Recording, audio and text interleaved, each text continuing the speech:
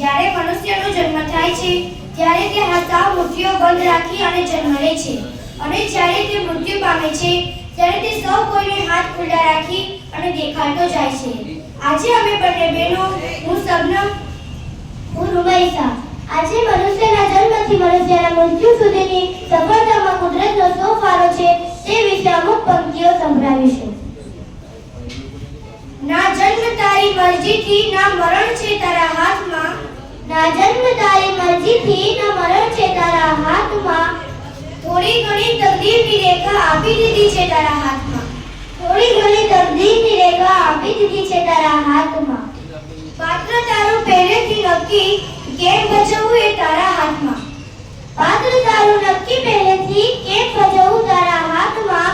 પળમાં પડતો પડી જશે ત્યાં, દાદ મેળવી તારા હાથમાં. પળમાં પડતો પડી જશે ત્યાં, દાદ મેળવી તારા હાથમાં. ભરી ભરીને કેટલું ભરીશ, ભરી ભરી